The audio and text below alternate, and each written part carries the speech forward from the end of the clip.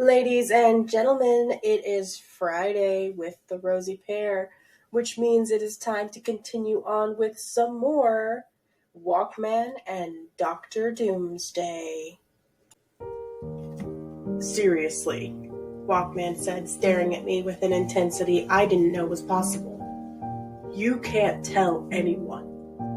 Ever. I gaped open-mouthed at WalkMan, the hero that used music to amplify his powers. If he listened to heavy metal, his strength became astronomical.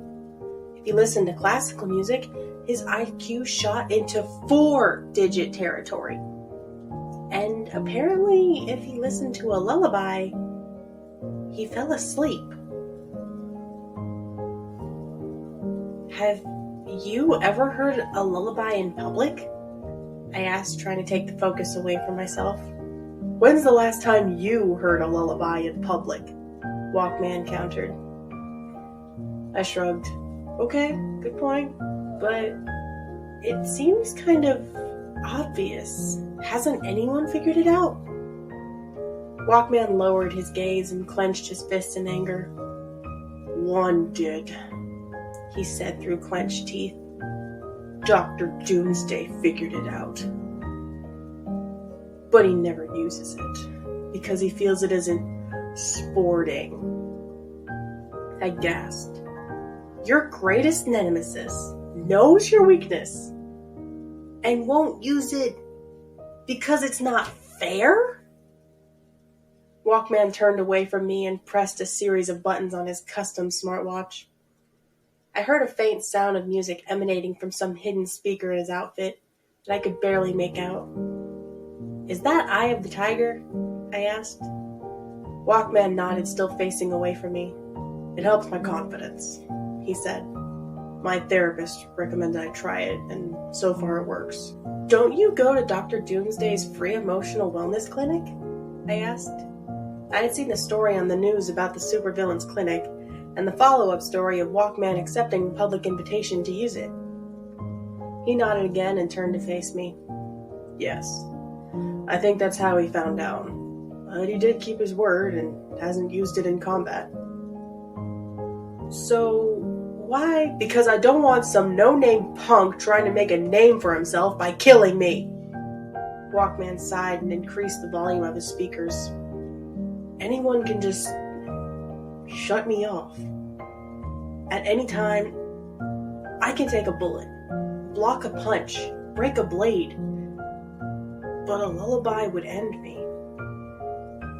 WalkMan, I swear, your secret is safe with me, I said reassuringly. And Doomsday, I guess. Dr.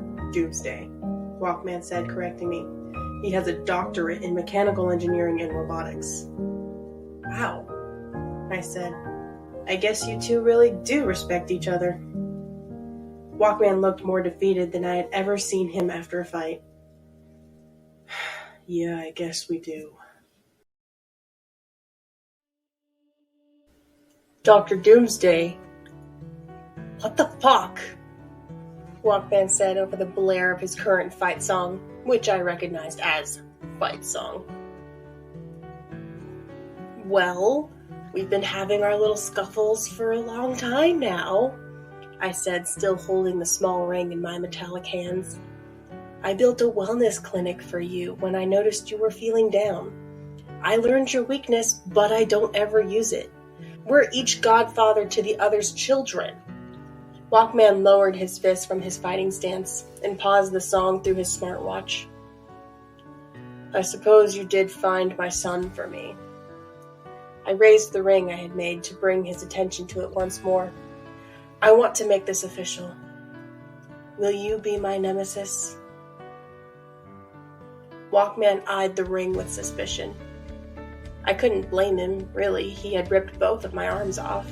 We had fought dozens and dozens of times. I would be insulted if he did just accept it at face value. It's not a trap or a trick, WalkMan, I said reassuringly. If I really wanted to hurt you, I could do that with a wind-up music box. This is just a circle of metal made from the debris of our first fight in Chicago. WalkMan didn't move. Wasn't that at a children's hospital? He asked. That's hardly relevant, but yes, I said, chiding him. I hadn't hurt a single child in that place, and he knew it. I just needed some of the rare metals found in the medical devices, and I couldn't afford them yet. WalkMan fumbled with his smartwatch again, and I heard the opening notes to the Columbo theme song. He was trying to increase his insight with an old detective's help, it seemed. After an awkward 30 seconds, WalkMan turned off the song and took a few steps toward me. He reached down and gingerly accepted the ring. I sprang to my feet, perhaps a bit too quickly. My knees weren't metallic like my arms were, and I couldn't stay down there a minute longer. WalkMan leapt back and threw his hands into a fighting stance once more, which apparently triggered the heavy metal song automatically. I held up my hands in a placative gesture, trying to lower the tension once more. WalkMan did the same, but left the song playing. Try it on. It's harmless, I promise, I said, convincing even myself that I was telling the truth. He looked down at the ring in his hand and slowly slipped it onto the ring finger of his right hand. It fit perfectly. I smiled. The ring activated. A cigar cutter style blade shot through his finger, turning the ring into a solid disc. WalkMan screamed and leapt back, still under the influence of the heavy metal guitar. I cackled in glee. Now we're even, WalkMan, I shouted as he quickly changed the song to his healing playlist. You took my arms, now I take your finger. WalkMan stood holding his hand, letting the healing song increase his metabolism and stop the bleeding. You're insane, he shouted over his headphones. Oh, relax, I said. I knew you could heal it. I just wanted a little payback. I even made you a prosthetic replacement with Bluetooth compatibility. I held out a black box with a bow tied artfully around it. WalkMan turned and ran, leaping over a nearby hedge and disappearing from view. I'll just mail it to you then, I shouted after him. See you next time, Nemesis! I'm sorry, I just read the first line of that second story, and I'm like, I have to read this one too. Besides, who knows, it might actually pad out my recording time, because I've noticed with a lot of the WalkMan stories, they aren't very long. I mean, there's no problem. They're good stories. They're amazing stories, and I love them so very much, and I can't help but get more of them, because they're just the greatest. Seriously, this should be